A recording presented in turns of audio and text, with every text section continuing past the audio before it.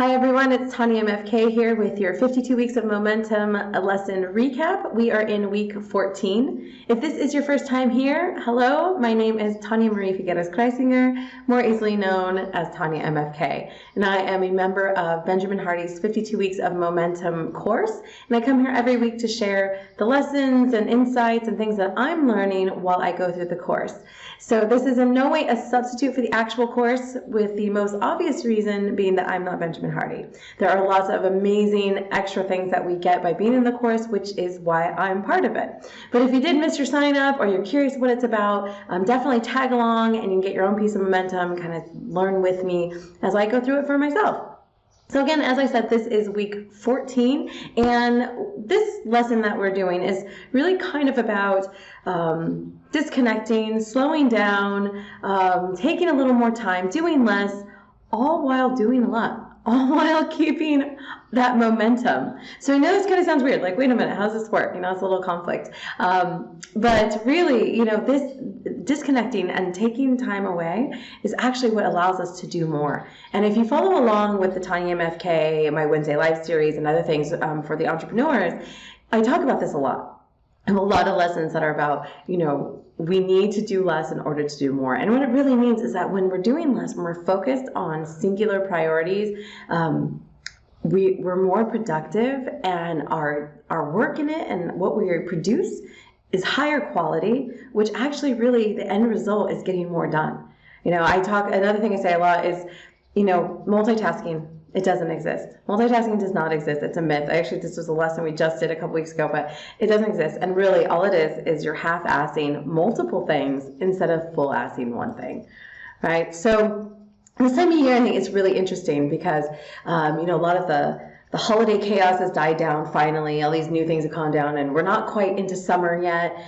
So we can find ourselves a lot of extra time. But then we inevitably go, wow, I have all this extra time, so let me fill it up with lots of things, you know, or maybe this is a great time because there's a lull. We start spring cleaning, we start doing all this. So we end up still one way or the other in a whole set of busyness. We find ourselves busy, you know, and again, last week we talked about, you know, unbusying yourself. And, you know, Tim Ferriss says that if you find yourself busy, it's because you're lazy. And I know that makes you want to punch him, but he has a valid point. And what it is that we're not being good stewards with our time. We're saying yes to the wrong things. We are not being mindful and really conscientious of how we're choosing to spend our time, who we're giving it away to, all of these things. And that act of not paying attention to it, that's the act of laziness. Right, so we can really fall into this really easily, and I think today, you know, and what Benjamin Hardy's really talking to us about and sharing us about this week is the power of disconnecting and awareness of our time, and how we can really blend the two so we're not lazy, we're not busy. So one of the ways it is explained is a lot of us are stuck in this time-effort economy. So we really kind of believe that the more time we're spending, the more effort we're putting out, then the more results we're going to get. And honestly, in this day and age, especially with technology and all this stuff that we have access to learn, it's not the case anymore. There's actually, you know, the least amount of time that we can do sometimes. You know, sometimes the 4-hour workday, you know, or 4-hour work week, like Tim Ferriss, those are the times where we are super focused. We're not going to allow for distractions. You know, if you only had 4 hours to get something done, and that was it, like to catch a flight. Let's do that. You had 4 hours to catch a flight. You know, you're going to make sure that your packing's going to get done. It's going to get figured out. It's going to be focused. You're not going to take the phone calls. You're not going to check Instagram notifications. You're not going to do any of those things because you have a specific goal and it has to get done, and you have a very short amount of time to do it. Right? So this is going to kind of go along with what we're going to talk about with sprinkles for the next 4 weeks. You know, we've been talking about bucket lists a lot in the last couple lessons, and really looking and analyzing some of these bigger, huge dream goals that we have, and looking at a sprint goal is really essentially setting up that short amount of time, a really short amount of time to say, okay, in the next 4 weeks, I'm going to do this. I'm going to do this thing. And if you can make that commitment, and you decide you can publicly say, this is what I'm going to do, and you only give yourself this short amount of time, I think you're going to be really surprised at what you can accomplish in that short span of time. Because you've said it, and you're not going to allow distractions. You're not going to allow all these other things to creep in, because you have the short time. You're going to get something amazing done. So we want to move from this time and effort economy into the quality and productivity economy, right? We want our time to be high quality. And with the high quality, it's automatically going to be more productive. When we're really focused on singular things, when we have very clear priorities, we're going to be much more productive when we're using this time and very focused on the high quality of it. Because it's not about how many hours you work, it's about how good those hours are. Again, right? The quality. And so you need to ask yourself, are you spending time in deep work? Cal Newport has a book called Deep Work, something, great. But I've actually checked it out a lot, and I love this thought. It says, if you're in deep work, you're in that focused section of just the one thing. You're in it, you're doing it, it's all encompassing for that time. And then most people, they do their 8-hour day in shallow work. It's shallow work, the distractions come, the emails pop up, they go into it, they do it, they allow the distractions, they're not being mindful of how they set their environment for their success, and so they're constantly in shallow work, and that's what you're going to get. You're going to get shallow results. And so when we're in deep work, we're focused on those singular projects. Ask yourself, am I spending my time like that? Am I in deep work, or am I in deep focus, or am I in shallow focus? Tony Robbins, he says, you get in life what you're willing to tolerate. And your life is a circumstance of your standards. So are you holding high standards for your time? Are you, what are you tolerating? What are you tolerating that's allowing for distractions? Or, a lot of times we want to put the blame somewhere else. Like, well, this person, keeps coming and bothering me, or they always ask me something last minute. Are you tolerating that? Your life is circumstance, what you tolerate. Okay, so I know it's a hard one to swallow sometimes, but in the end, the only person we're in charge of is us. It's the only thing that we can manage and control. And the only person that is going to be held accountable to how we choose to use our time and how to live our life is going to be us, right? So, are we taking time to deliberately disconnect? Because that's something that's for your productivity as well. It's a deliberately, consciously, quality, high time disconnect. Because when we disconnect, we allow our brain to kind of do its thing. And, more times than not, it's in those moments of full disconnect that we're just kind of, I went mindless there for a second, just kind of like total disconnect. Those are the moments that, you tend to have your stroke of genius. You had to have those aha moments. And this isn't just, a thought, an idea, like maybe. This has been recorded like time after time. I know there's scientific research behind it as well. But if you talk to the greats, or you look at some of the research that's been done on a history of successful people, you go back to the Einsteins and Thomas Edison and all these things. They all have a similar story. They napped a lot. They took a lot of time off. We look at Bill Gates, and I think he's known for taking, up to a year off or something to have these genius moments. And not all of us, no, I get it, right? Not all of us can do that. But some of us, we can take the nap, or we can take the time off, or we need to be in family time. But when we do that, we need to be consciously, clearly, completely disconnected from anything else. And fully present in that moment. That time needs to be of the highest quality. We need to have true rest and time to reset and recharge. Really, it's a full thing. And when we're doing that, we've grown up in this society. It kind of makes us feel guilty for that, and really, for many years, has just praised the busy and hardworking, and the going on. And you can be just as hardworking by taking care of yourself, by taking these disconnect moments, because that's really, again, if that's where the genius is coming from, if that's where the aha moment's coming from, then you owe it to whatever your goals are to have these moments, to be the best person you can be, to achieve the goals that you want to achieve, that you want to get. So you need to learn to balance your total work days, total work moments, and again, work, whether you have a 9-to-5, or you're an entrepreneur, or you do all the crazy work of a stay-at-home mom, because that's a lot too, a ton. I think they say it's like 2 jobs. It doesn't matter. I'm using the word work, but this is for your goals, for what you're accomplishing in the day, in life, everything. So you need to really balance that full, when you're doing it, when you're focused on it, you're completely immersed in it. That's all there is. And when you're done, it's done. It's fully present in the other thing that you're doing. whatever that is. If that's leaving your phone somewhere, if that's spending time with your kids, it also means the phone. I know this is a big touchy subject, but I'm going to say, the phone's off, the phone's gone, the phone is somewhere else, and you're fully present in that moment, whatever that is.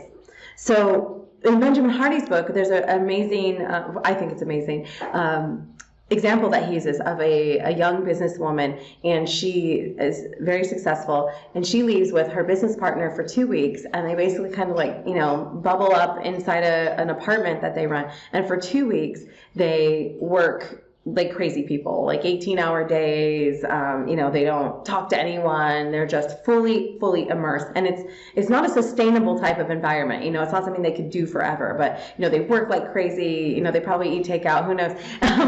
That's not mentioned in the book. But they just, it's crazy. It's like just work mode, just nonstop. That's all there is. There's no really downtime, whatnot. But once those 2 weeks are done, once they have this kind of crazy rad, powwow and accomplish all the things that, probably aren't normally humanly possible, they accomplish in this 2 weeks. She then goes back, I'm saying the guy goes back, they go back and completely disconnect. She doesn't work for 2 weeks. It's like spa days and relaxation, the phone's off, like the work phone is off, everything. It's just,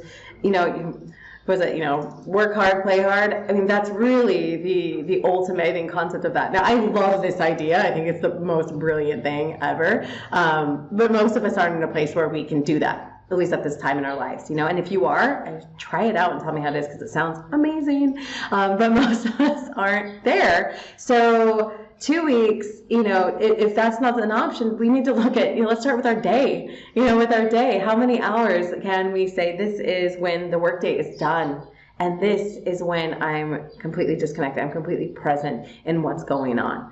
How can we start to balance our full focus workdays and our full focus disconnect?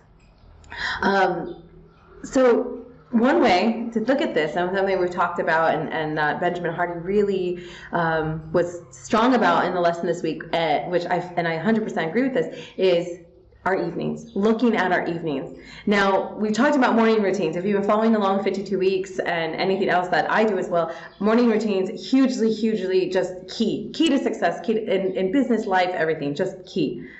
But you can't really start your morning as successful as you want it to be in those peak states if you haven't prepped and prepared for it the evening before.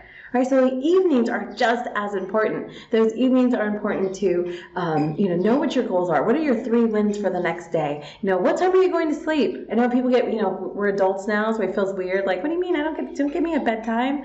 No, you do get a bedtime. If you have things you want to accomplish, if you know you need to get up early, if you know, for some of you watching here, that you're no longer 21, I've learned that 4 hours of sleep doesn't work for me anymore. I need more than that. And if I want to be up at 4:30 or 5 a.m., then I can't go to sleep at midnight. It doesn't work for me. I can be up, but I won't be functional. I won't be good, right? So these are important things to really say. What time am I going to go to sleep?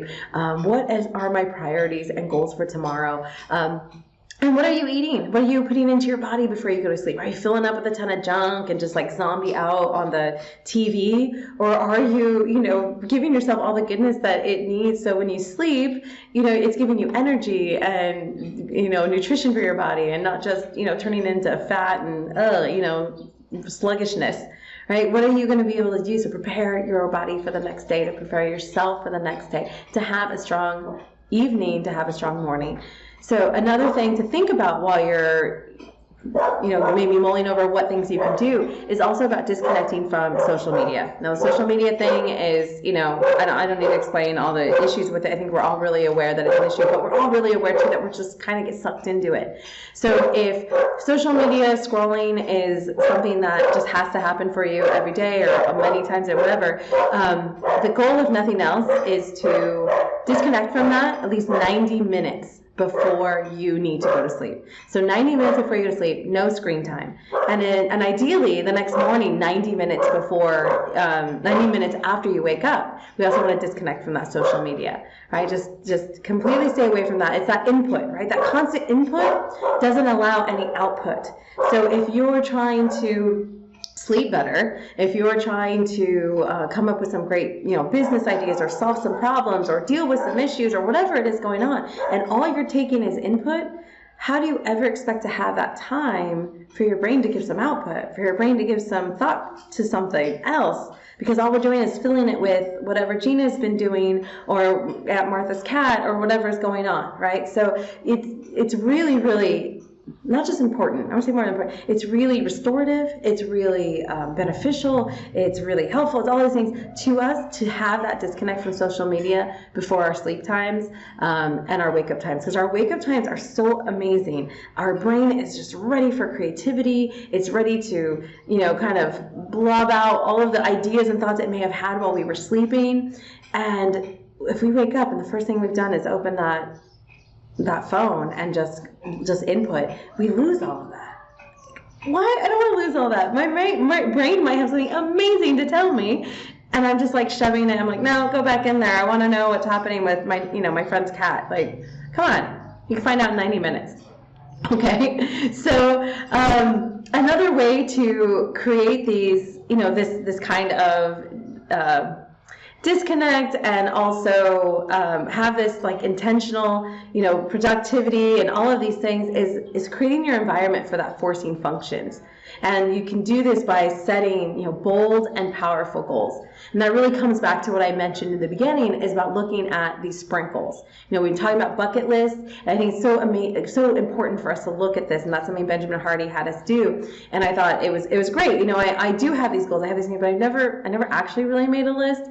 But not only did we make a list, but we went further, and you'll see if you haven't been paying attention, you go to the last lessons, we actually have a great worksheet that you can write this out. And it's really, I would say, not just mind-opening, but kind of smacks you in the face a little bit, because you look at it and it says, what are your goals?